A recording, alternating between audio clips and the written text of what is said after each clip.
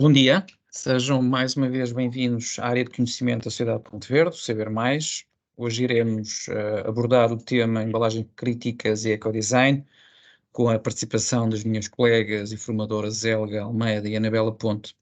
A sessão terá a duração de 1h30, sendo os restantes 30 minutos dedicados, como é o costume, às perguntas e respostas. Poderão colocar as vossas questões através do chat. Peço-vos que mantenham os micros desligados, relembrar que tanto a gravação como a apresentação ficarão disponíveis no site do Saber Mais após esta sessão. Na sequência da ação, ser-vos-á enviado um questionário. Depois de preenchido, receberão o certificado de participação por e-mail.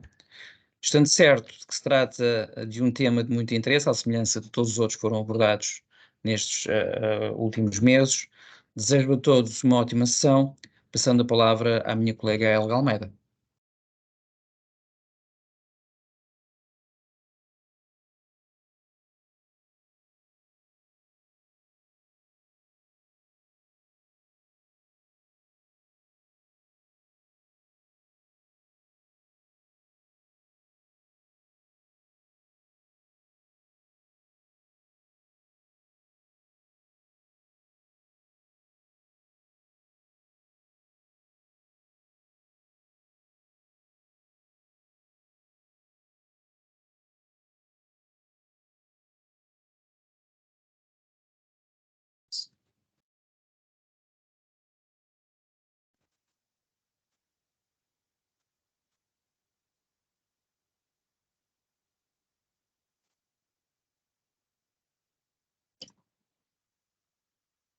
Muito bom dia a todos. Obrigada, Afonso. É com muito gosto que vos recebemos em mais esta formação da Sociedade Ponte Verde, que se vai dedicar às embalagens críticas e ecodesign. O meu nome é Helga Almeida, sou coordenadora da área de reciclagem e ecodesign da Sociedade Ponte Verde, e em termos de organização deste webinar, deixaríamos as perguntas para uma fase mais final. Relativamente aos conteúdos da formação, portanto, nós vamos começar com o enquadramento legal, falando depois da plataforma de inovação da Sociedade Ponte Verde Lab, depois abordar as questões específicas sobre o ecodesign nas embalagens, passamos depois para uma área muito específica, que são as embalagens críticas, no caso concreto da triagem e na reciclagem, depois num outro tema, o Pack for Recycling, que visa questões muito específicas em termos da escolha dos materiais de embalagens e todas as combinações dentro dos materiais de embalagem, e por último a iconografia de reciclagem da Sociedade Ponte Verde. Relativamente ao enquadramento legal, importa começarmos por falar um pouco aqui do que é a proposta de regulamento embalagens e resíduos de embalagem, da diretiva SUP e também do Unilex. E começando por este último, relativamente ao Unilex, para o qual desde já também aproveito para referir, se espera a todo momento uma nova versão, uma revisão deste documento, portanto esta que está atualmente em vigor, o 152D, já é de 2017, mas este decreto-lei define desde logo um conjunto de características muito associadas à promoção da prevenção e da reciclagem dos resíduos. Referindo que, concretamente nas fases de concepção e de produção de novas embalagens, se devem ter em consideração e devem ser promovidos alguns conceitos muito específicos, nomeadamente, por exemplo, a utilização apenas de uma embalagem primária para embalar o produto, portanto aqui muito na lógica de reduzirmos ao máximo a sobre-embalagem, e também na perspectiva da redução da quantidade utilizada para um determinado material. Relativamente à questão das embalagens, deve privilegiar-se a utilização de um só material, portanto, o conceito da embalagem monomaterial, e quando não for possível, que os componentes ou os vários materiais podem ser componentes ou a própria embalagem, sejam facilmente separados para que se possa dar o melhor destino possível a cada um dos componentes e, portanto, sejam em termos de reciclagem o mais compatíveis possível. Relativamente aos conceitos de reutilização e valorização, este decreto-lei também promove estes conceitos, nomeadamente nas embalagens no seu fim de vida, e, obviamente, por último, mas menos importante, a promoção da reciclagem dos resíduos de embalagem, bem como os seus componentes e materiais. Para além das questões já referidas e entrando especificamente em aspectos mais de detalhe, este decreto-lei define também critérios e metodologias relativas à análise do ciclo de vida das embalagens.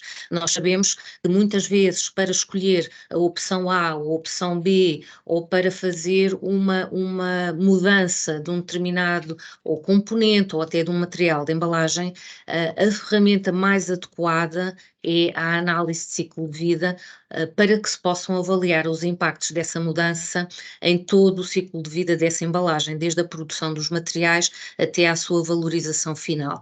E este decreto-lei, de facto, define e aborda especificamente estas questões. Relativamente à presença de metais pesados e outras substâncias perigosas, também são definidos os métodos de medição e de verificação. A reutilização das embalagens também vem aqui referida em termos dos seus critérios de normalização, outras medidas associadas.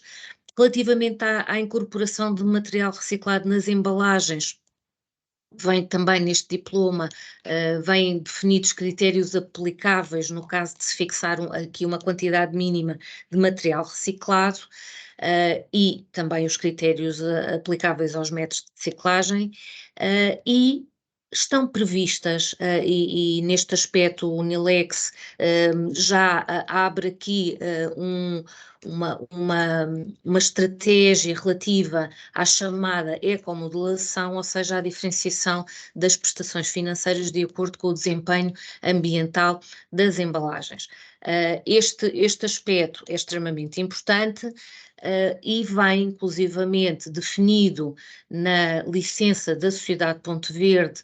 A Sociedade Ponte Verde está na sua terceira licença, neste momento já em fase de prorrogação, portanto aguardamos que previsivelmente em 2024 já estejamos a operar num novo quadro de licenças, num novo ciclo de licenças, mas nesta licença, portanto, que entrou em vigor em 2017, já estava preconizada a necessidade de implementação de prestações financeiras diferenciadas.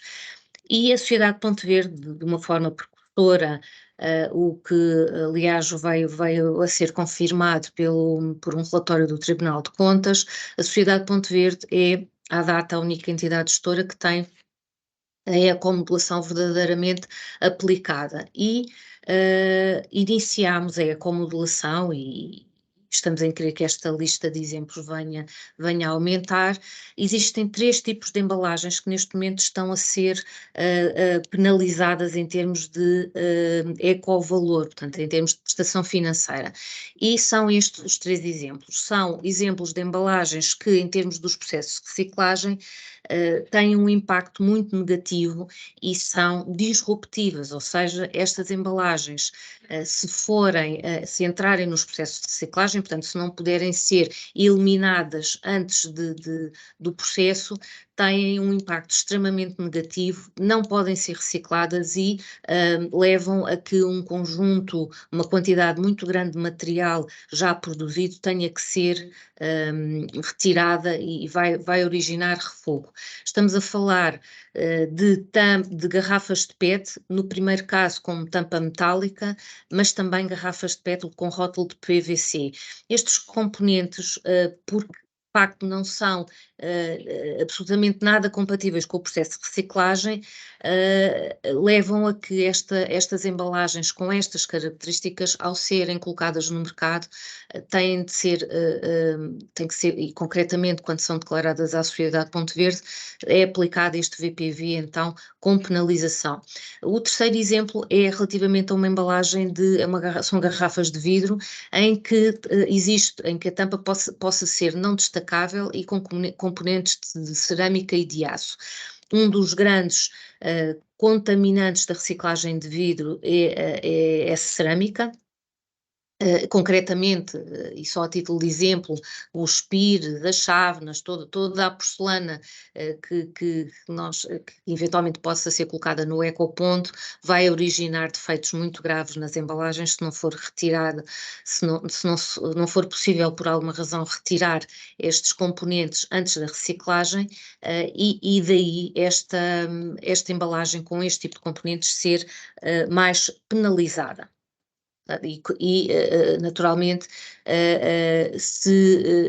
com a aplicação da ecomodulação de uma forma mais transversal, é natural que este tipo de exemplos possam aumentar, ou seja, possam existir mais embalagens com VPV agravado. E a este propósito, sobre a ecomodulação, gostaríamos de dar nota que, muito recentemente, a APA e a DGAI promoveram uma consulta a interessados sobre critérios de diferenciação das prestações financeiras. Esta consulta está prevista, a possibilidade desta consulta está prevista no NILEX, que acabámos de ver, e que estabelece precisamente medidas de proteção do meio ambiente, com vista a prevenir ou reduzir os impactos decorrentes da gestão de resíduos, prevê que os modelos de financiamento das entidades gestoras devam ter prestações financeiras diferenciadas, tal como vimos já há pouco, e que essa diferenciação deve ser definida em função do impacto ambiental dos produtos e também do custo real da gestão dos resíduos de embalagem a que possam dar origem. E, portanto, estamos a falar não só de utilização de substâncias ou misturas perigosas, mas também, por exemplo, a incorporação de reciclado também pode ser um dos fatores alvo de ecomodulação, neste caso favorável, portanto, não sobre a forma de penalização, mas eventualmente sobre a forma de um bónus, e, portanto, existem vários critérios já previstos no NILEX para fazer esta diferenciação de ecomodulação.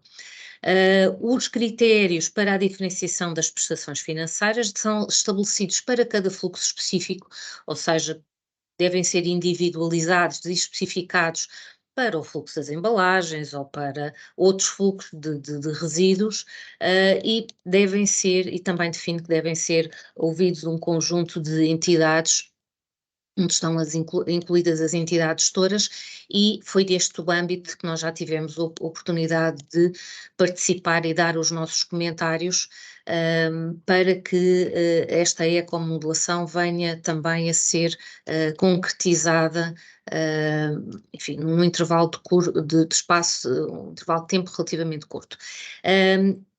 O NILEX define também que estas regras devem ser definidas considerando também o que a Comissão Europeia defina sobre estes critérios e, portanto, de alguma forma procurando aqui a harmonização entre Estados-membros, de forma a que não existam diferenças substanciais entre as opções de cada Estado-membro. De qualquer forma, encontramos numa fase a aguardar a finalização deste assunto, que prevemos que possa acontecer eventualmente ainda durante este ano, até à saída das novas licenças, mas é um tema que continuamos a acompanhar para também, obviamente, prepararmos toda a gestão para a implementação desta ecomodulação.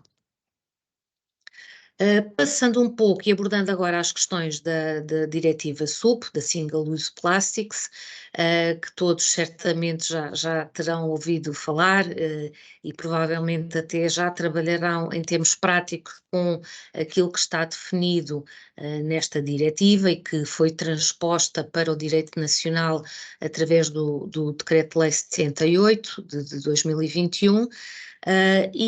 Que define em concreto requisitos e a aplicação de requisitos de concessão ecológica em embalagens muito específicas, nomeadamente para recipientes de bebidas abaixo de 3 litros, e incluindo nomeadamente as suas cápsulas e tampas, e é de referir que também neste conceito de recipientes estão incluídas também as embalagens compósitas. Estão fora destes requisitos de concessão ecológica recipientes de bebidas de vidro ou de metal que tenham tampas e cápsulas de plástico, ou para bebidas que sejam utilizadas com fins medicinais específicos, nomeadamente em termos de alimentos. Portanto, estes requisitos de concessão ecológica aplicam-se especificamente a determinados tipos de embalagens. Portanto, este decreto-lei define que a partir de 1 de julho de 2024 só poderão ser colocados no mercado os recipientes alvo deste decreto-lei, âmbito deste decreto-lei, só podem ser colocados se as suas tampas e cápsulas permanecerem fixadas aos recipientes durante a sua fase de utilização. Se chamar aqui a atenção que não são consideradas tampas ou cápsulas de plástico as que sejam compostas por metal com juntas de plástico, portanto existe já esta clarificação, e que os produtos encontram-se em conformidade com as normas que já estão harmonizadas relativamente a esta matéria. Relativamente a metas de incorporação de reciclado, a diretiva SUP e o Decreto-Lei 78 têm obrigações específicas e define que os produtos, portanto, estes recipientes para bebidas abaixo de 3 litros, têm que, a partir de 1 de janeiro de 25, ter um mínimo de 25% de incorporação de material plástico reciclado. E a partir de janeiro de 2030, esse objetivo passa a 30%. E, portanto, estas percentagens está definido que devem ser cumpridas anualmente por cada empresa embaladora que coloca embalagens no mercado. E, portanto, estas são essencialmente as obrigações que neste momento estão em vigor. Dar nota também aqui da PPWR, ou seja, existe neste momento uma proposta de regulamento das embalagens e resíduos de embalagem, está em fase de elaboração, a atual, portanto, neste momento o SIGRE é baseado numa diretiva quadro, e prevê-se que esta diretiva passe a regulamento, e é essa a proposta que existe e que está em discussão e que seguramente também já terão ouvido falar, e existem um conjunto que introduz e preconiza aqui estratégias muito específicas no que diz respeito por exemplo, requisitos de sustentabilidade ambiental, na rotulagem, e define que, no âmbito da responsabilidade alargada do produtor, ao nível da recolha, tratamento e reciclagem dos resíduos de embalagem, que devam ser tidos em consideração estes requisitos.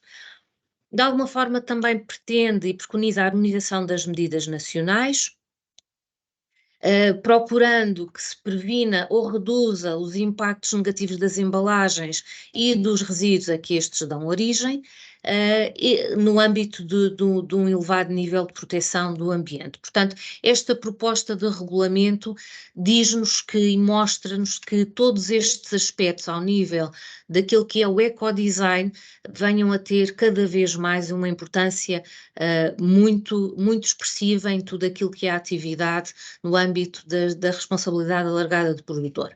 E a este propósito, gostava de vos dar a conhecer a iniciativa de inovação da Sociedade Ponte Verde, a plataforma Ponte Verde Lab, onde desde 2019 procuramos divulgar muitas temáticas relacionadas com estes assuntos e tem sido, de facto, a plataforma que, de alguma forma, e de uma forma muito temos vindo a criar aqui um enorme repositório de informação sobre a prevenção nas embalagens e nos resíduos de embalagem.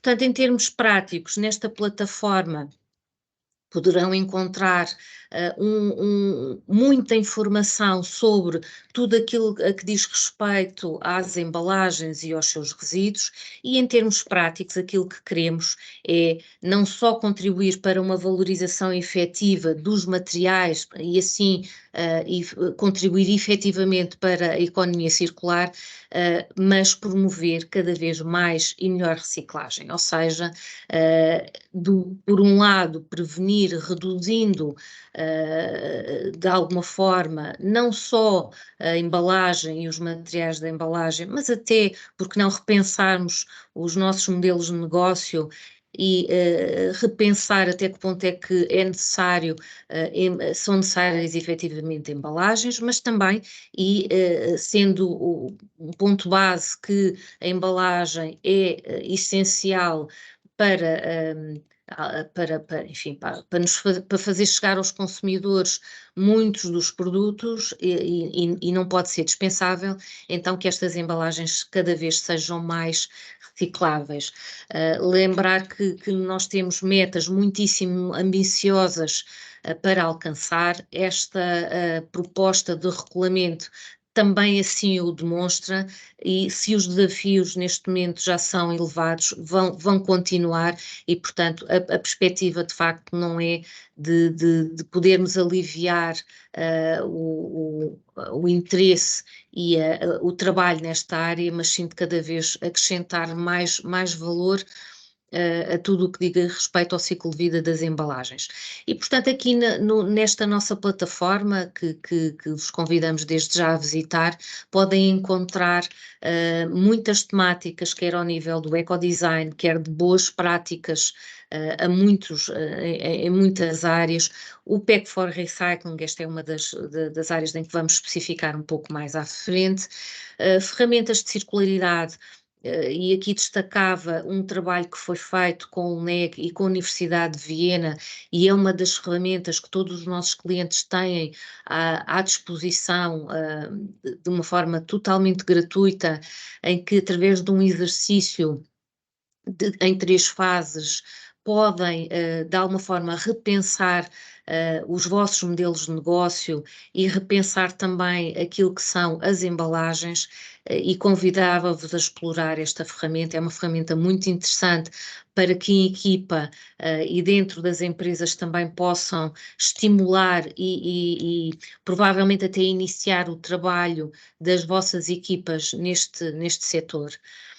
No Ponte Verde Lab podem também encontrar aquilo que é a investigação e desenvolvimento e, portanto, todo o nosso suporte, uma parte do nosso orçamento anual é dedicada a verbas de investigação e desenvolvimento, e existe muita informação, e vão encontrar no topo, logo à entrada do Ponte Verde Lab, um separador específico com a investigação e desenvolvimento, onde podem encontrar não só as regras associadas a estes processos, mas também exemplos concretos de projetos que já foram apoiados e alguns deles atualmente em curso.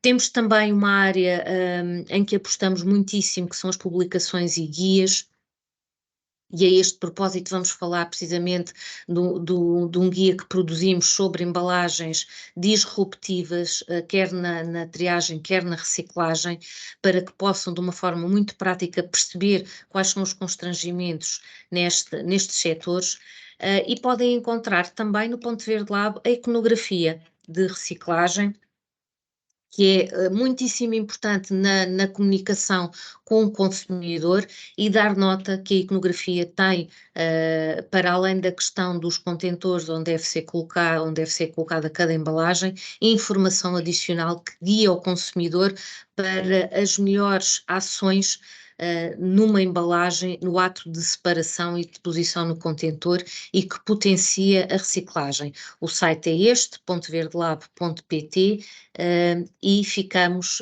como sempre, à vossa disposição também para qualquer questão, qualquer dúvida, de referir que é um site que tem uma área reservada e que é reservada precisamente aos nossos clientes, e através do registro podem ter acesso a conteúdos exclusivos.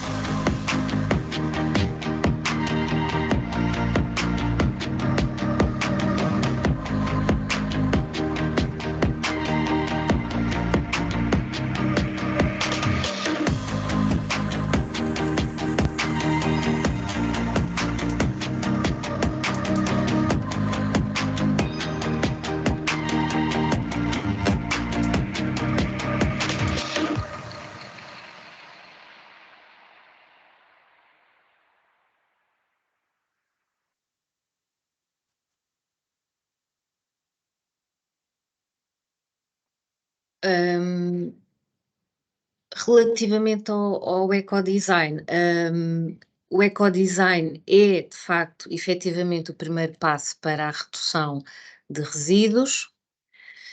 Se pensarmos no ciclo de vida do produto, ele é constituído por 5 fases, desde as matérias-primas à produção, à distribuição, à utilização e ao fim de vida. E, portanto, se nós olharmos para o ciclo de vida de um produto, cerca de 80% dos impactos ambientais são determinados logo na produção e concretamente na fase de design. E neste seguimento e nesta lógica, se nós queremos atuar de uma forma eficiente, a fase de design é a fase ideal para que se consiga reduzir efetivamente o impacto ambiental de um produto embalado. Todo o esforço que possa ser feito nesta fase, vai seguramente refletir-se naquilo que é o consumo de recursos associados à produção dessa embalagem e também aos impactos que ela vai criar e, no fundo, determinar se vamos conseguir eliminar efetivamente determinados impactos negativos ou se vamos só transferi-los para outra fase da cadeia. Portanto, é essencial olharmos para o ecodesign como a melhor estratégia de prevenção de resíduos de embalagem. E quando nós falamos em prevenção, nós estamos a falar de 2 aspectos, a 2 vertentes em concreto. Por um lado, a quantidade, ou seja, prevenir a quantidade de resíduos que são gerados, mas também a nocividade do impacto dessas embalagens, ou seja, trabalhar a redução dos materiais e substâncias utilizadas nas embalagens e também reduzir ao máximo a quantidade de resíduos que são produzidos, considerando todas as fases porque pela qual vai passar todo esse produto. Portanto, comercialização, distribuição, utilização e depois na fase de eliminação, quando a embalagem já se tornou um resíduo.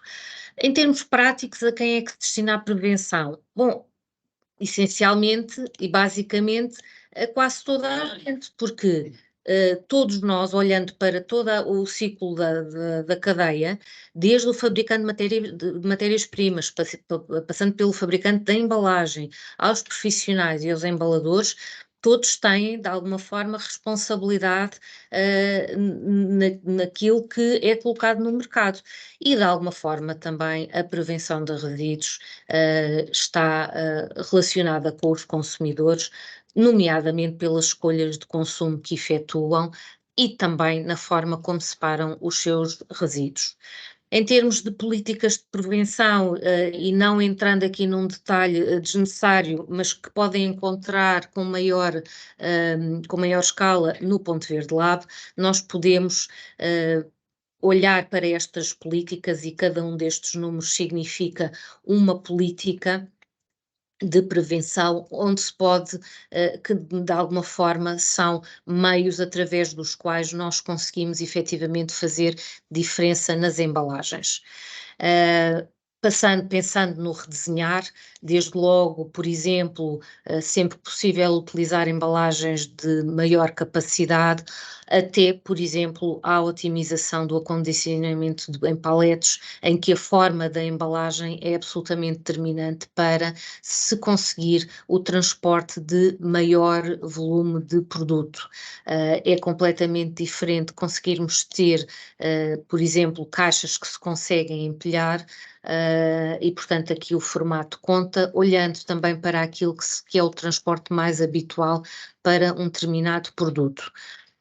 O reciclar, outra fase de ecodesign importantíssimo, nós temos que ter em consideração a compatibilidade dos materiais, a facilidade com que os materiais se separam, a utilização de incorporação de reciclado, tudo isto são características essenciais na fase de reciclar. A reutilização, por exemplo, substituição de embalagens de utilização única por reutilizáveis quando possível ou sempre que possível. Dar outro uso a embalagens que não estão especificamente utilizadas para reutilização, mas que possam ser usadas para outros fins.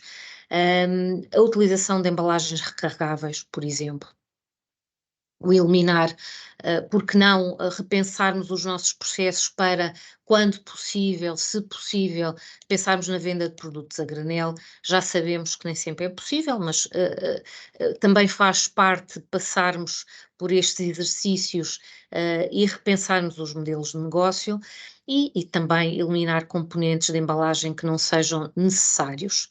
A redução do peso, outra medida de ecodesign, sem obviamente pôr em causa aquilo que é a função essencial da embalagem, que é o seu acondicionar um determinado produto e fazê-lo chegar ao consumidor, provavelmente, e a história tem-nos demonstrado isto ao longo dos anos, tem-se assistido a uma redução do peso de embalagens sem pôr em causa a qualidade do produto que acondiciona.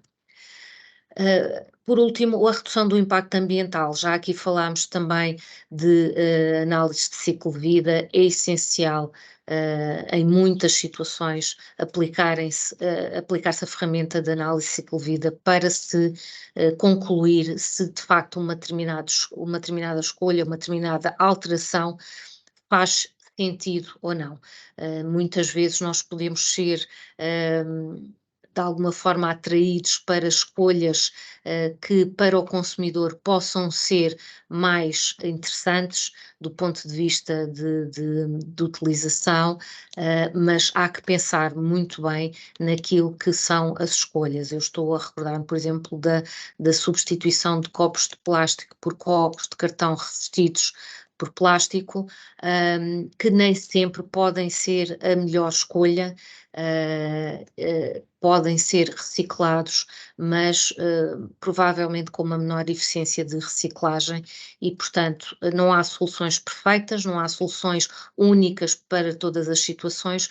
O que faz sentido é que caso a caso se estudem as melhores soluções e muitas vezes a análise de ciclo de vida é o único instrumento que nos permite tomar uma decisão efetiva e eficiente.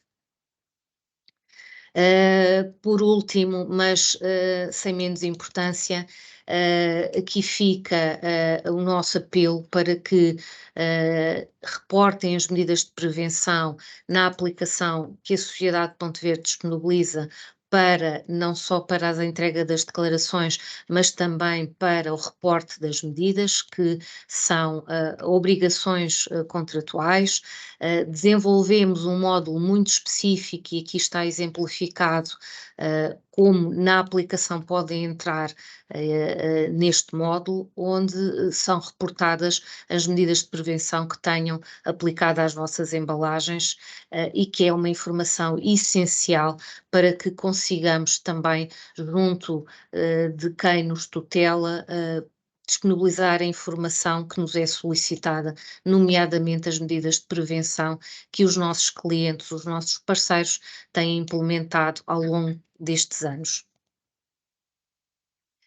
Neste nosso site podem também encontrar uma área de boas práticas, aqui estão alguns exemplos e deixo o convite também para nos reportarem alterações que possam aplicar ou ter aplicado nas vossas embalagens, que nós com muito gosto colocaremos aqui também para divulgação nesta área, tudo aquilo que são as boas práticas que os nossos clientes aplicam nas suas embalagens e, portanto, queremos também, através dos melhores exemplos, mostrar o caminho e mostrar o seguimento daquilo que é toda a lógica associada à prevenção nas embalagens.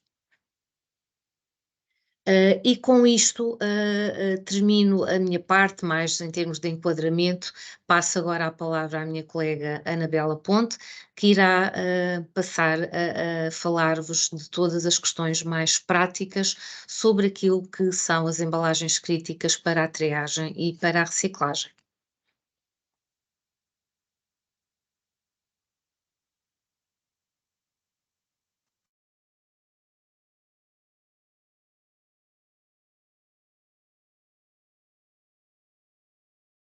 Muito obrigada, Helga.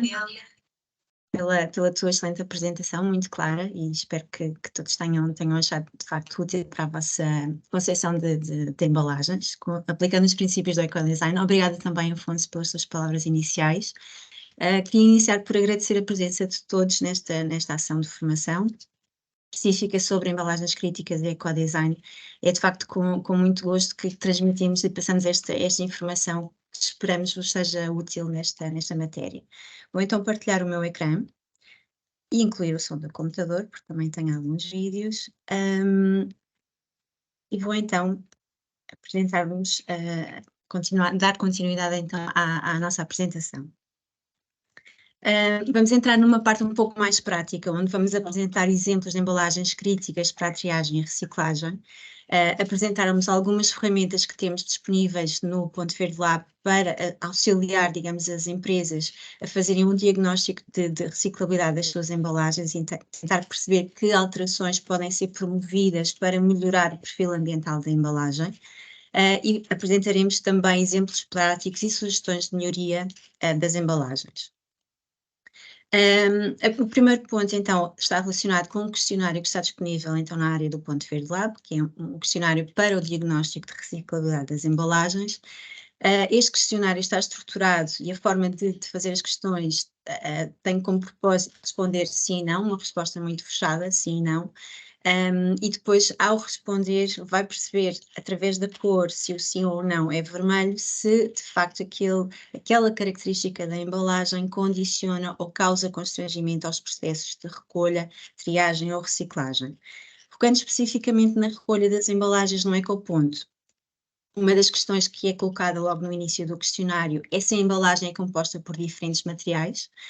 E se estes são facilmente separáveis pelo consumidor, ou seja, se a embalagem tiver estas características de facilmente separáveis, não vão condicionar e causar constrangimentos a esta etapa, mas se não forem facilmente separáveis, portanto está identificado então não com a cor vermelha, de facto aqui existe uma sinalização de que esta característica da embalagem pode causar constrangimentos. Relativamente à dimensão da embalagem depois de espalmada, é importante perceber se de facto é possível ao consumidor colocar essa embalagem no ecoponto correspondente.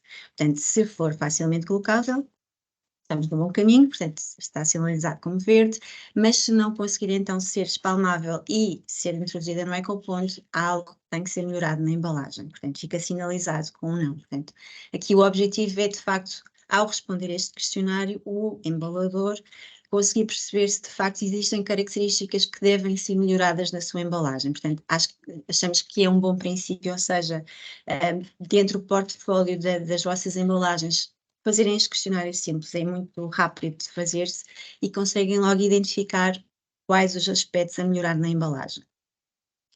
Relativamente à separação das embalagens na estação de triagem, portanto, a dimensão também é muito relevante, ou seja, materiais muito pequenos, inferiores a 50 milímetros, podem ser perdidos no processo de triagem, isto porque existem equipamentos como um trommel ou um balístico, que vão separar as frações mais finas e que vão conduzi-las para aterro, portanto são frações que normalmente estão bastante contaminadas e, portanto, qualquer componente da embalagem ou a própria embalagem com dimensão inferior a 50 milímetros é de facto causadora de constrangimentos na medida em que vai perder-se, portanto não vai conseguir ser apanhada nesta fase essencial do tratamento da gestão de resíduos, que é a parte da triagem.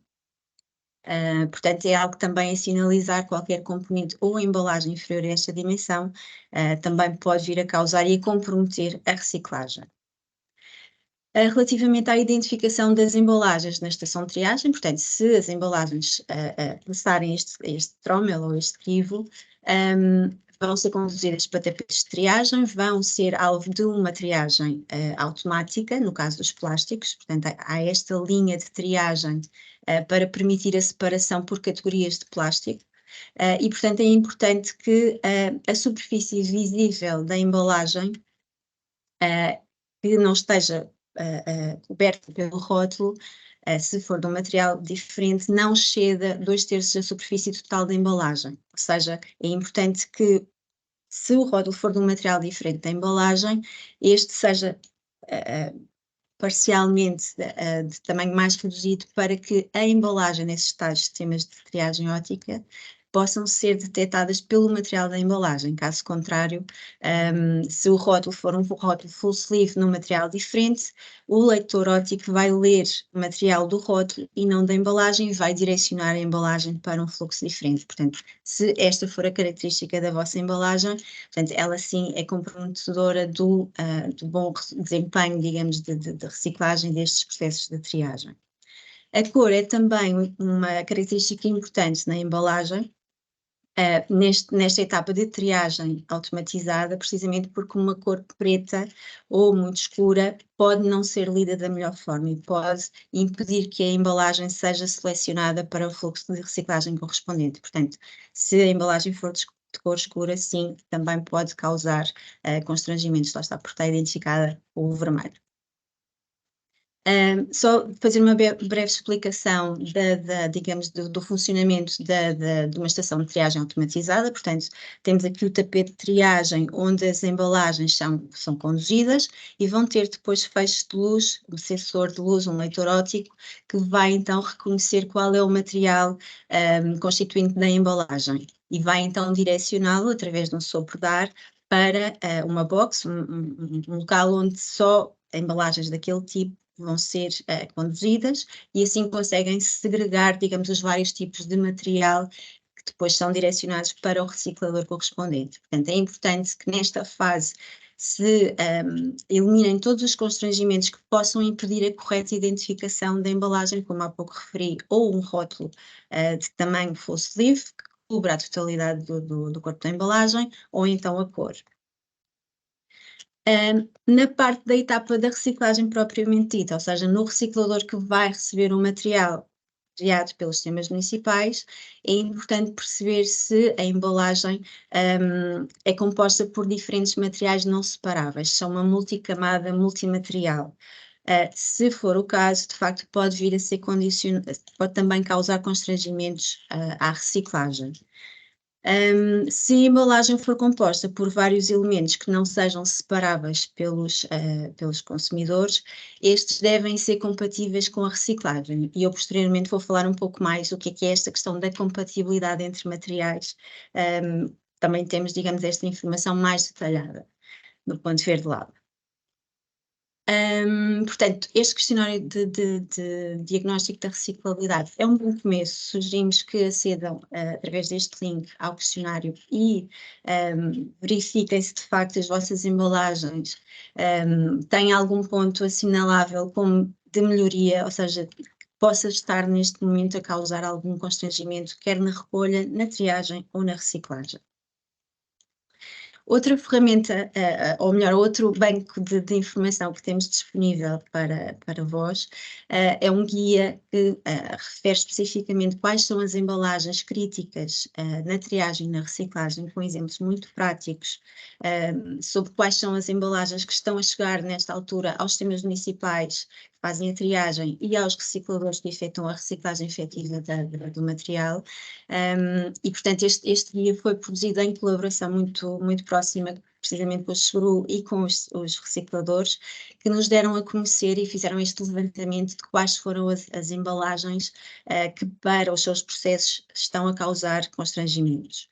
Este guia, só fazer uma pequena ressalva, pretende que seja o mais atual possível. Nós vamos fazer, digamos, este ano uma nova ronda, digamos, de solicitar informação aos sistemas municipais e aos recicladores para nos darem novos exemplos de embalagens que eventualmente sejam causadoras de constrangimentos. Isto, ao nível das embalagens, existe sempre muita inovação. E, portanto, é muito importante que esta informação esteja o mais atual possível também para passar essa informação ao embalador.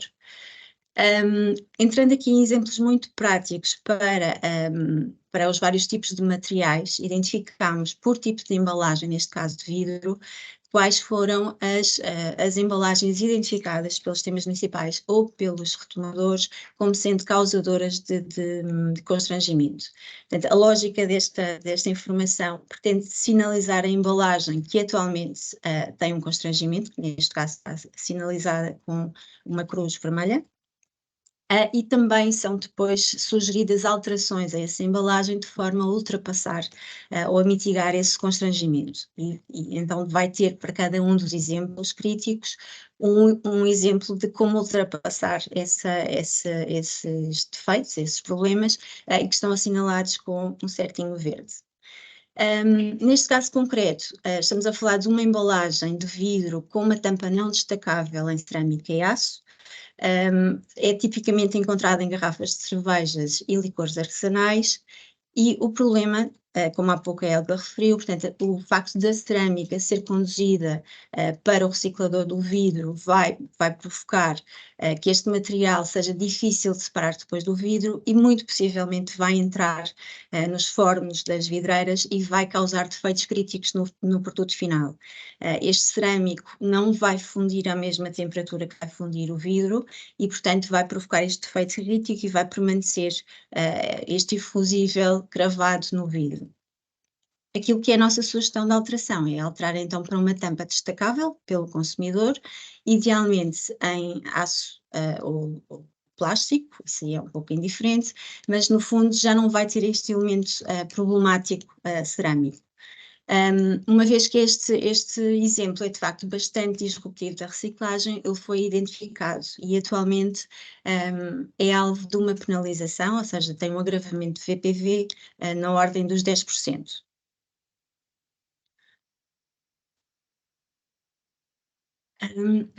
Outro exemplo de embalagem disruptiva para a reciclagem do vidro é o vidro preto ou opaco, que são tipicamente utilizadas em embalagens de vinho do Porto ou vinhos especiais, e o facto do vidro ser bastante opaco ou preto vai também dificultar a sua identificação e a sua condução para reciclagem. Portanto, é muito provável que este vidro, no reciclador de vidro, não seja identificado como material a reciclar e, portanto, vai perder-se e não vai ser reciclado. Portanto, o ideal será optar-se por colorações mais claras e transparentes.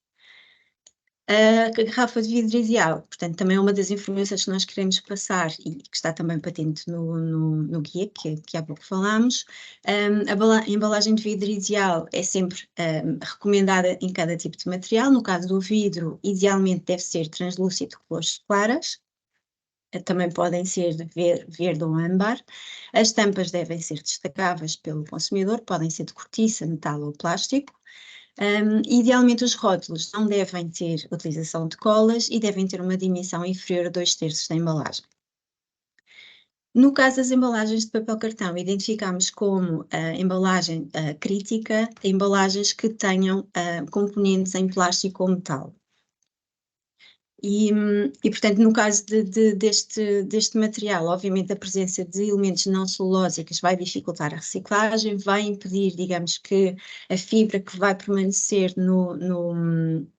juntamente com o plástico ao ser retirada do processo, vai também refletir-se na perda da fibra celulósica e, portanto, o ideal será optar por embalagens que não tenham componentes em plástico ou outros materiais ou metálicos e ainda assim devem ter, caso não seja possível eliminar esse componente, pelo menos que a iconografia tenha essa recomendação de retirar os vários componentes para que o consumidor dirija a parte do componente de papel cartão para o ecoponto azul e a parte do plástico ou do metal para o ecoponto amarelo.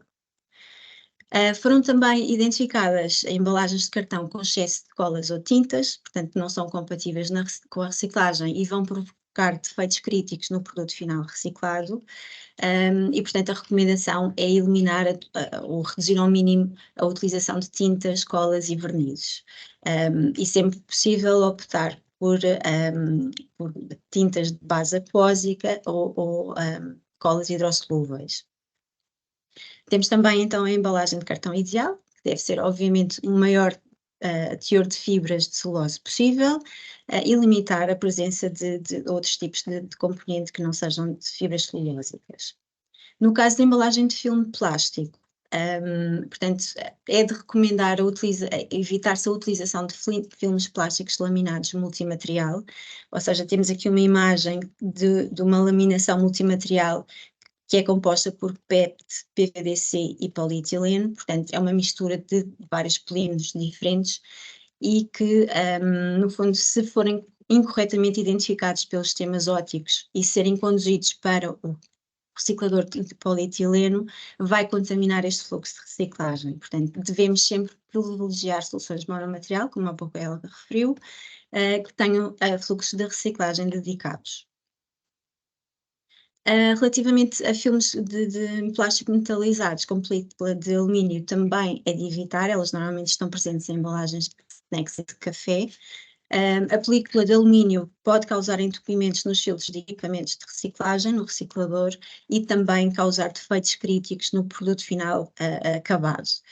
E, portanto, sempre que possível, devemos privilegiar as soluções monomaterial ou então com laminações de plásticos de reciclagem compatível, que é o caso do polietileno e do polipropileno. São poliolefinas e que é possível, ainda que não seja o desejável, porque idealmente deve ser monomaterial, ainda assim estes dois tipos de polímeros são poliolefinas e são compatíveis na reciclagem. A embalagem de filme ideal, portanto, é uma embalagem monomaterial com laminação de plásticos de reciclabilidade compatível, como há pouco eu referi, portanto não me vou alongar muito mais porque já estamos aqui a chegar ao nosso limite de tempo. Portanto, toda esta informação lá está patente no nosso Ponto Verde Lab, neste guia em concreto, e que podem portanto, aceder.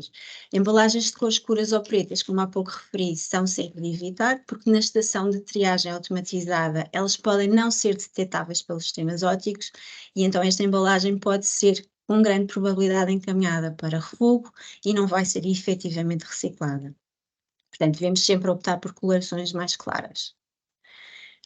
Os rótulos integrais full sleeve, como há pouco expliquei, também são de evitar se forem material diferente do corpo de embalagem, porque podem de facto condicionar a correta identificação do material da reciclagem, e portanto pode ser conduzido para o fluxo de material do rótulo e não da embalagem, que não é o desejável, obviamente, e portanto devemos sempre que possível utilizar rótulos parciais, idealmente que sejam de materiais ou iguais aos da embalagem e compatíveis com a embalagem.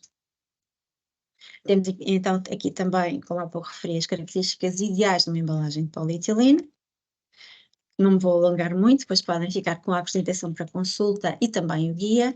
No caso das embalagens de PET, portanto, a decoloração escura também é de evitar, rótulos full sleeve também são de evitar se forem materiais diferentes do corpo da embalagem, e no caso do PET termoformado multicamada, que são tipicamente usadas em crevetes de carne, charcutaria e pizzas, e que sejam multimaterial, ou seja, tenham vários polímeros, portanto, este fluxo de reciclagem dos tabuleiros que entretanto foi criado já este ano, e também, fazendo aqui um parênteses, temos novas especificações técnicas aprovadas em 2023, e um dos fluxos, novos fluxos de reciclagem que foi criado foi o fluxo de PET termoformado. Este material já é possível de ser segregado e conduzido para um reciclador que vai conseguir trabalhar este material de uma forma mais e conseguir uma valorização maior do material. Ainda assim, o desejável é que, portanto, o PET termoformado seja monomaterial. Como qualquer embalagem, o ideal será sempre optar por versões de apenas um polímero e, portanto, é essa a recomendação que vos queríamos passar. No caso das embalagens de PET, os rótulos em PVC de facto são bastante críticos e de evitar, porque o PVC e o PET não são materiais compatíveis na reciclagem. Temos aqui uma imagem que pretende simular um copo de água e que simula também, digamos, o processo de lavagem que acontece no reciclador de plástico. Os materiais, os vários tipos de plástico têm densidades diferentes, alguns têm densidade superior a 1, que é o caso do PET e do PVC, portanto vão afundar. E no caso de outros polímeros, como seja o polietileno e o polipropileno, eles têm densidade inferior a 1 e, portanto, vão flutuar. O que é que esta característica, digamos, da densidade vai impactar nos processos de reciclagem? Se optarmos por materiais com uma densidade igual, neste caso o PET e o PVC, não vamos conseguir, no processo de reciclagem, fazer a separação dos materiais e não vamos conseguir excluir, digamos, a presença de PVC no processo de reciclagem e, portanto, o produto final de PET vai ter contaminação por PVC. Ao contrário, se optarmos por componentes que sejam em materiais compatíveis, ou seja, materiais que são facilmente retiráveis no processo de lavagem e decantação no reciclador, estamos a permitir que o fluxo de PET que vai ser o reciclado naquele reciclador, seja o mais puro possível e que esteja livre de contaminação.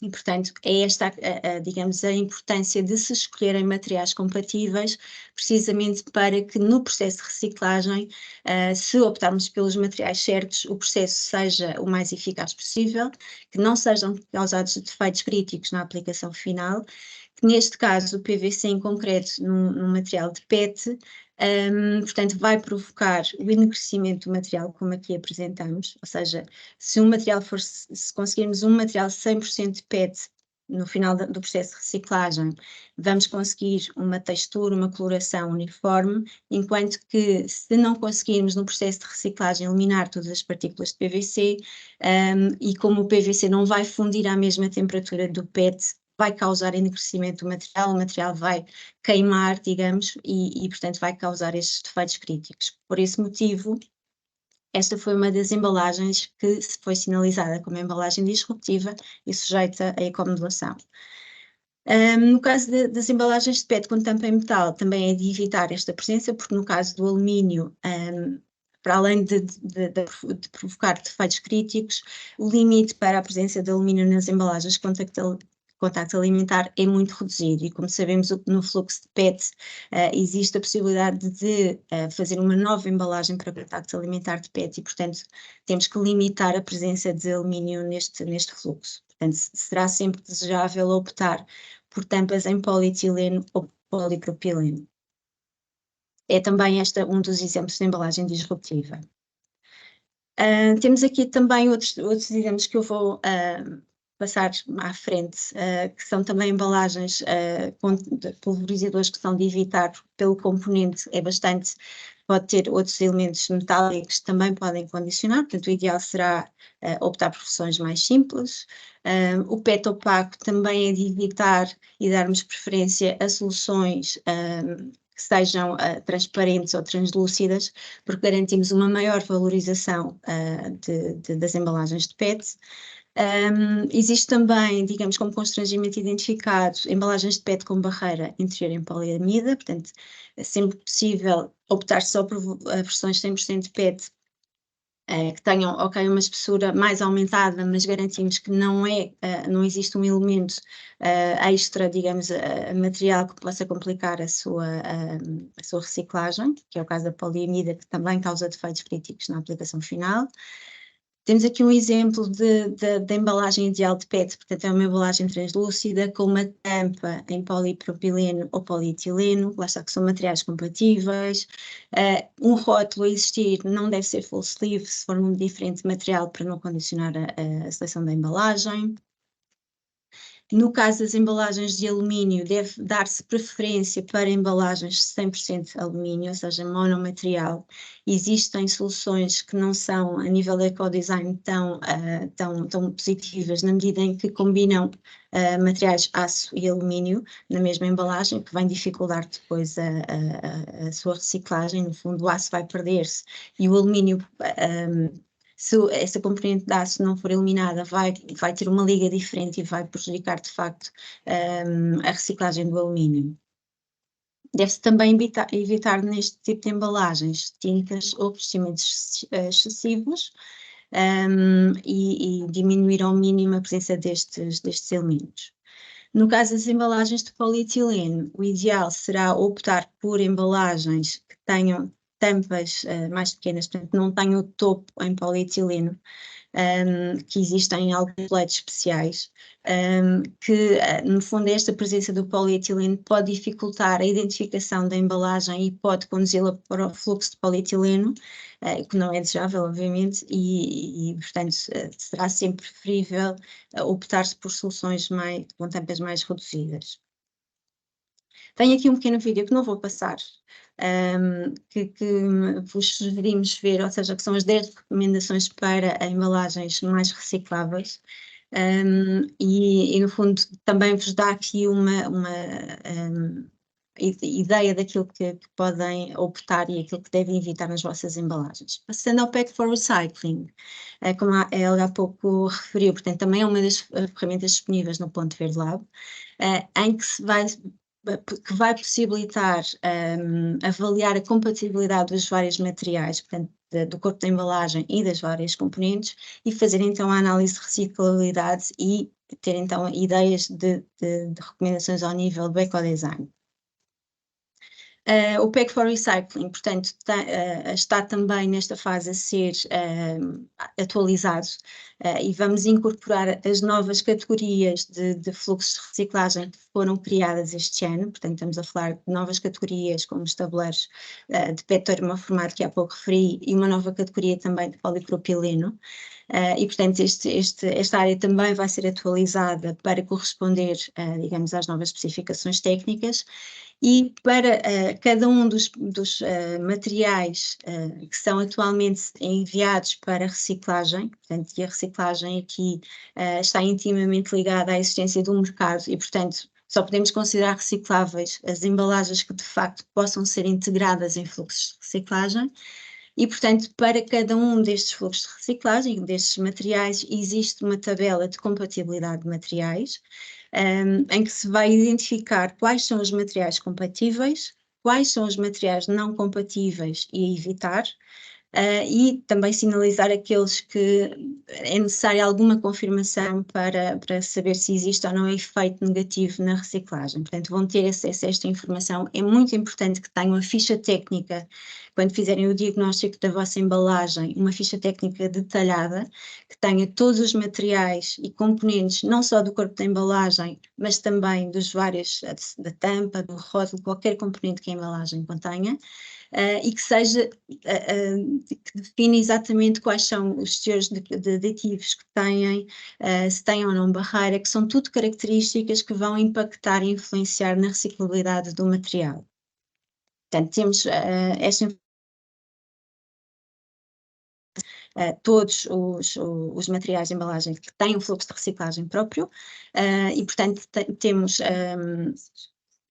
tabelas para tampas, para os rótulos, saber exatamente quais são as opções a recomendar para cada tipo de material e também depois as opções que são de evitar. Portanto, é uma informação que é bastante complexa.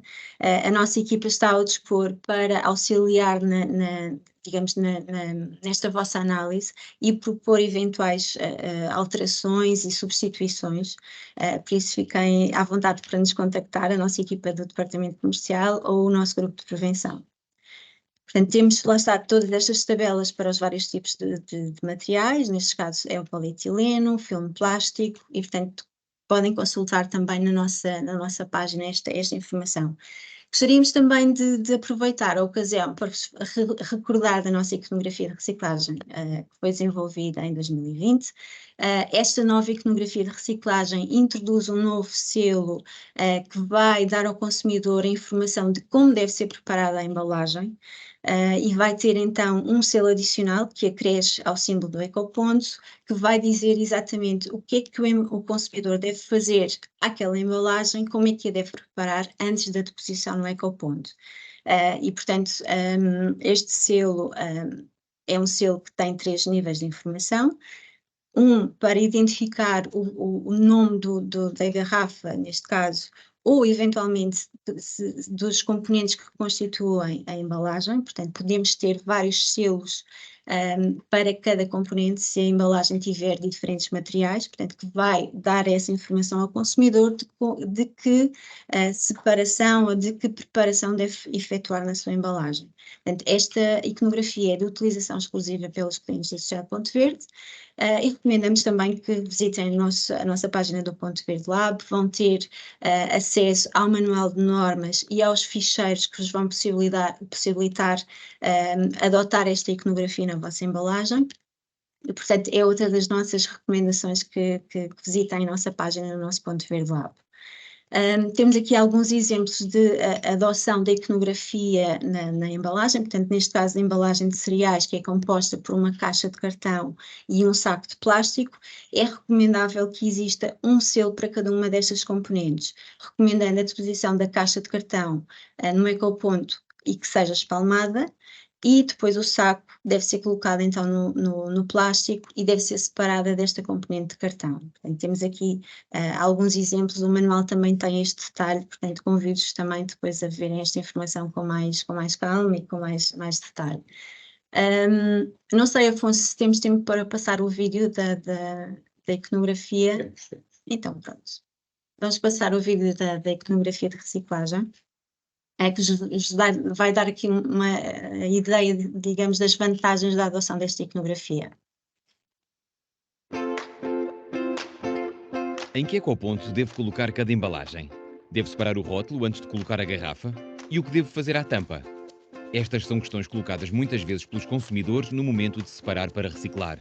Mas agora, de forma simples e direta, as respostas a estas dúvidas estão nas suas embalagens, através da nova iconografia de reciclagem desenvolvida pela Sociedade Ponto Verde. Ícones que ajudarão a sua marca a esclarecer o consumidor com informação detalhada sobre as melhores práticas e regras de separação. Esta nova iconografia tem 3 níveis de informação: componente da embalagem, material da embalagem, procedimentos e ações de separação recomendadas ao consumidor.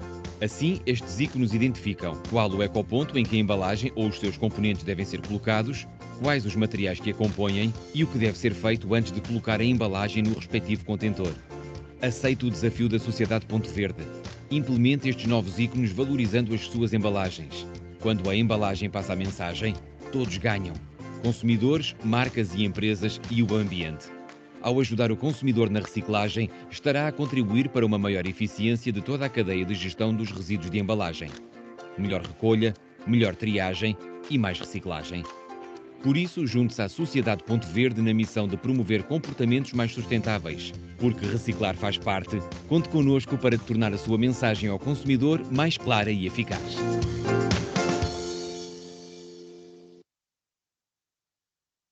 Muito bem. Não vamos passar outra vez. Obrigada pela vossa atenção. Como há pouco referimos, portanto, nós temos uma equipa disponível para responder às vossas questões, não só agora neste momento de questões e respostas, mas também futuramente após fazerem o diagnóstico. Convidamos a que de facto existe esta reflexão por parte da empresa, se de facto o portfólio de embalagens que estão a colocar no mercado tem o melhor perfil possível. Esta mensagem, digamos, que queremos passar é que de facto é algo que as empresas estão cada vez mais obrigadas, também em termos de legislação e aquilo que se perspectiva também de futuro. É importante que façam esta vossa análise e nós temos a nossa equipa disponível para aquilo que for necessário. Tenho aqui os meus contactos e da Helga e também um e-mail geral, Ponto Verde Lab, que vai ter depois a equipa de prevenção disponível para as vossas respostas e tentar dar o apoio necessário. Obrigada.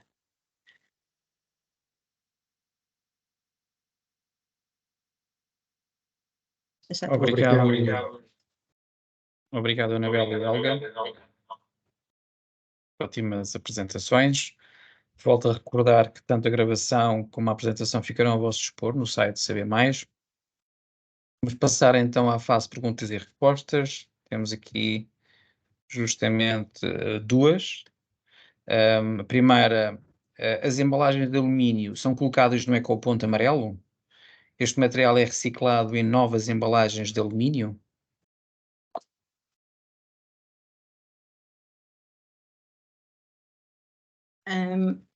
Posso responder, Alberto, se me permite?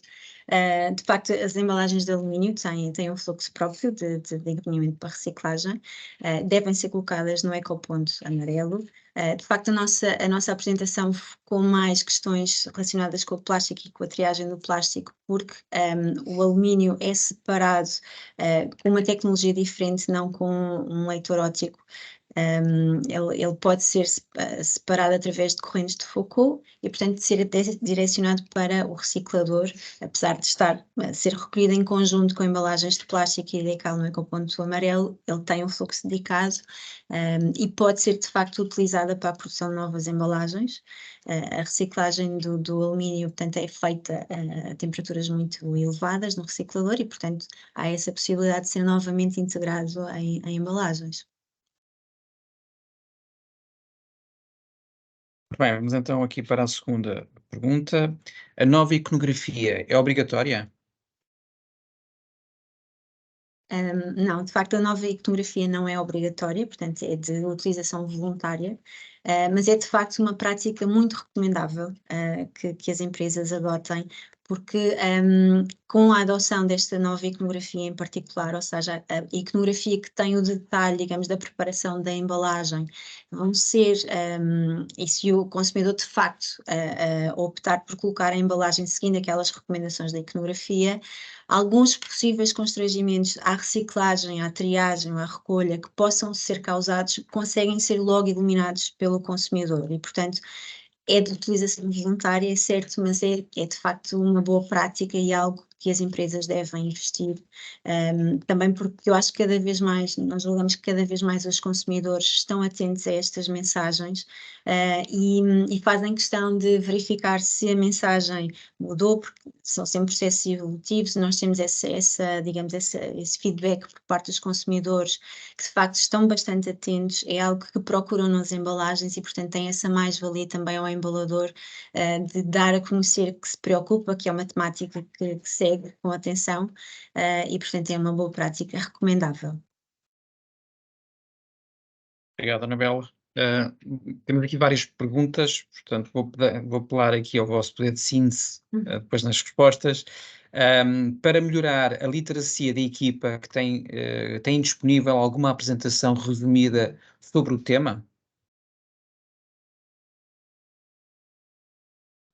Bom, eu não sei a que tema é que se refere em concreto, mas se for especificamente sobre embalagens críticas e ecodesign, existe uma publicação feita especificamente, a Anabela esteve já a referir várias partes desse guia. Esse guia está disponível, está na área reservada, ou seja, não é um guia de utilização universal, está disponível apenas para os nossos clientes. Portanto, no Ponto Verde Lab, no MyLab em concreto, podem registar-se, caso ainda não o tenham feito, e têm acesso a essa informação. Sobre a ecomodulação, enfim, esta apresentação já tem aqui um resumo daquilo que consideramos mais importantes. Mas existe muita documentação, alguma da qual também no Ponto Verde Lab. Então, aqui para a próxima pergunta. As embalagens de papel de produtos ultracongelados, tendo uma película impermeabilidade, podem ser colocados no ecoponto? Bom, relativamente à questão dos papéis revestidos, e aplica-se não só a congelados, mas qualquer embalagem de papel revestido, e na sequência da publicação das novas especificações técnicas, como entretanto já foi aqui referido, o papel cartão revestido passa a poder ser considerado como produto no fluxo de reciclagem do papel cartão. Ou seja, mas em condições específicas. O papel revestido é sempre um material mais difícil de reciclar do que um papel sem ser revestido. E isto porque a natureza, o princípio da reciclagem do papel cartão, como sabem, tem a ver com a recuperação das fibras após em meio aquoso. Portanto, Para que a reciclagem seja uma reciclagem eficiente, o papel tem que conseguir dissolver-se em água. Ora, um papel revestido, nomeadamente com um liner de, por exemplo, de polietileno, que é muito habitual, há parte da fibra que nunca poderá ser reciclada, porque essa película, vamos chamar película de alumínio, de polietileno, peço desculpa, mas também podia ser de alumínio, vai sair para refogo com parte da fibra ainda aderida. Portanto, relativamente à reciclagem dos papéis revestidos, quer se trate de congelados, copos, qualquer outro papel revestido, uma embalagem, se for revestida por cera, parafina ou similar, não é reciclável.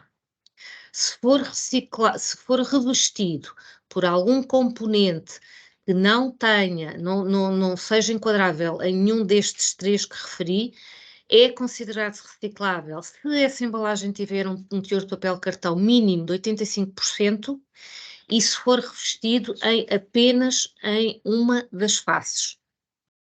Portanto, muito resumidamente e para todas as embalagens de papel cartão revestidas, estas são as características basilares para que uma embalagem possa ser considerada e separada para reciclagem no fluxo do papel cartão.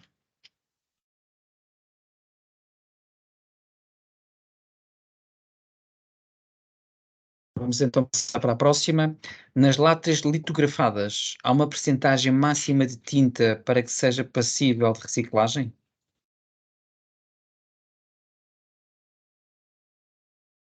Portanto, ao nível a recomendação ao nível das embalagens de alumínio, de facto, é reduzir ao mínimo essencial a presença de outros elementos, obviamente, como qualquer, é um pouco uma recomendação transversal a qualquer embalagem, ou seja, idealmente a embalagem deve ser o mais próxima possível a 100%, aproximar-se ao 100% de material do único componente ou do único material, neste caso. O alumínio, na especificação técnica, não está definido, digamos, um limite máximo para este tipo de elementos, como refere. Mas ainda assim é uma boa prática reduzir ao mínimo essencial, sem comprometer, obviamente, depois as características de rotulagem ou de utilização da embalagem, mas ter não existe de facto um limite nas especificações técnicas para este tipo de elementos, mas é uma boa recomendação, uma boa prática reduzir ao mínimo possível. Vamos para a próxima. As palhinhas deverão ser colocadas dentro da embalagem Tetra Pak?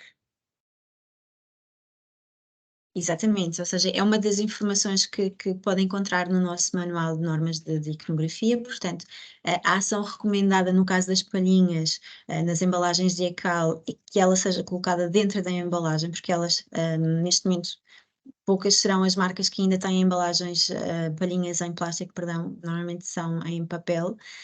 Ainda assim, qualquer uma dos dois materiais é compatível com a reciclagem do ECAL e, portanto, deve ser colocada a palhinha dentro da embalagem, depois ser espalmada e só depois colocada no ecoponto. O que é que vai ser possível através desta ação? Que a palhinha não se vá perder no processo de reciclagem e que seja conduzida, de facto, para o reciclador do ECAL, que também vai conseguir tratar aquele material juntamente com o corpo da embalagem. A próxima, para embalagens bag-in-box, bolsa de alumínio interior é reciclável?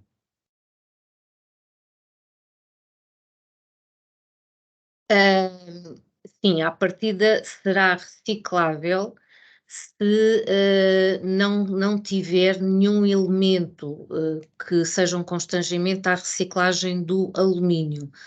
Por exemplo, pouco provável, mas os componentes de aço, algum componente de aço determina a não reciclabilidade das embalagens do alumínio, mas sim, a partir esses sacos de alumínio podem ser reciclados na fração alumínio.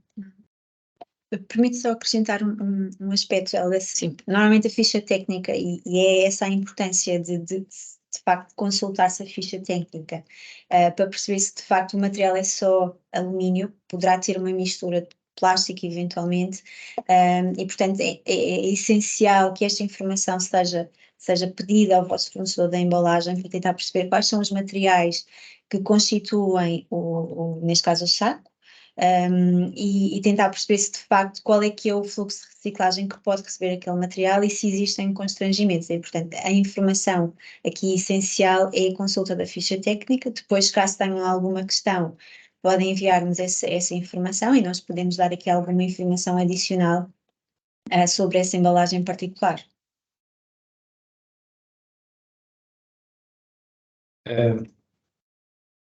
A próxima pergunta, bom dia. Relativamente aos produtos que são recicláveis, podemos usar a mesma iconografia ou é só para embalagens? A iconografia de reciclagem é específica para embalagens. De facto, a iconografia que foi desenvolvida pelo Estado de Ponte Verde tem como âmbito também o nosso âmbito de atividade, portanto, o setor das embalagens, e há outra questão adicional é que no ecoponto só devem ser depositadas, especialmente no ecoponto amarelo, embalagens, e portanto, o único contentor que pode aceitar outras frações não embalagem é o contentor do ecoponto, é o azul, o ecoponto do papel cartão, onde também podem ser colocadas revistas, jornais, que têm uma reciclagem compatível com as embalagens, mas de facto a iconografia a ser adotada é para ser colocada nas embalagens e é respectiva às embalagens. A próxima, as cápsulas de café continuam a não ser consideradas embalagem?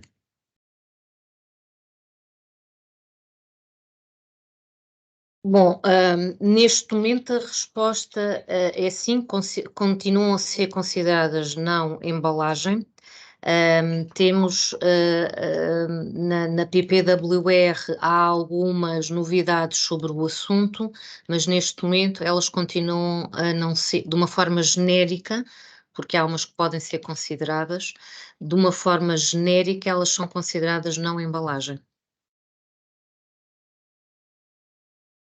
A próxima, as couvetes de carne refrigerada podem ser colocadas no ecoponto amarelo? Bom, eu aqui voltava a salientar aquilo que a minha colega Anabela já referiu sobre a questão da composição dos materiais. Ou seja, a resposta muito direta é que depende da constituição desses tabuleiros. Se for um tabuleiro só PET transparente, neste momento é possível, já tem um fluxo próprio de reciclagem e são recicláveis. Há aqui outro conceito que é o conceito do upcycling e do downcycling. De uma forma geral, todas as embalagens de plástico são recicláveis. Podem ser num fluxo específico, dedicado, no caso do PET, do polietileno, ou podem ter que integrar um fluxo de plásticos misto. Eu, quando digo que são recicláveis, estou a falar no contexto da realidade nacional. Ou seja, em Portugal, e considerando a forma como o SIGRE está constituído, nós temos fluxos de reciclagem para todas as embalagens de plástico. Aqui a diferença é se elas podem integrar um fluxo de maior valor acrescentado, como é o fluxo dos plásticos monomaterial, e neste caso temos um novo fluxo de tabuleiros de PET, que para o caso de tabuleiros de PET transparentes existem recicladores dedicados, ou podem integrar um fluxo de downcycling, neste caso de plásticos mistos. Obrigado, Helga. Estamos quase a terminar o tempo. Temos provavelmente ainda aqui a oportunidade de responder a mais uma pergunta. Existem mais perguntas. O que queremos fazer à semelhança do que aconteceu com as outras ações é responder a todas e depois partilhar com todos as perguntas e as respectivas respostas. Vamos então aqui para a última questão, ou seja, a questão que irá ser respondida. Que tipo de plástico recomendam? CPET ou PP? Considerando que o CPET incorpora pelo menos 72% de material reciclado.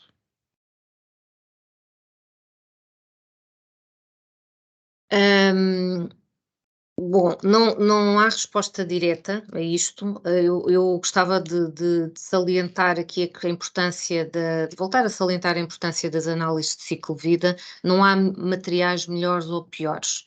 Aquilo que importa é considerar a utilização, o ciclo de vida global, e em termos muito diretamente em termos de fluxos de reciclagem, o o Crystal PET, que pode ter reciclado ou não, assim como o PET normal pode, que é o PET, que é o APET, pode ter incorporação de reciclado ou não, é reciclável na categoria plásticos mistos. Um PP, penso que era PP que estávamos a falar, o PP neste momento tem um fluxo de reciclagem dedicado, portanto tem maior probabilidade de upcycling, ou seja, vai integrar um fluxo de reciclagem de maior valor acrescentado. Portanto, se nós fizermos uma análise mais simplista, unicamente na perspectiva daquilo que são os fluxos de reciclagem do SIGRE, do Sistema Integrado de Gestão de Resíduos de Embalagem, eu diria que o PP tem uma possibilidade de valorização em termos de reciclagem maior do que um CPET, mas é uma análise apenas na perspectiva do fluxo de reciclagem. Este não pode ser o único critério quando olhamos para a embalagem ou quando pensamos na escolha de uma embalagem. Este, de facto, é um ponto que gostava de sublinhar e de salientar. De facto, não há materiais melhores uns do que outros, tudo depende da sua utilização, do seu produto e, em algumas situações em particular, da distância que vai ser transportada, que o produto vai ser transportado desde a sua produção até ao consumo. E tudo isto tem que ser tido em consideração na escolha de uma embalagem ou de um material de embalagem. Obrigado, Anabel e Helga. Damos por terminada a sessão. Convidamos a acederem ao site Ponto Verde Lab, onde obterão informação sobre o que foi apresentado e também informação relacionada com a inovação e ecodesign das embalagens. Não deixem de consultar o nosso site Saber Mais para estarem a par dos conteúdos. Inscrevam-se. Esta área foi feita para vocês e, portanto, a vossa presença é fundamental. Muito obrigado, então, a todos mais uma vez pelo interesse demonstrado e até uma próxima sessão.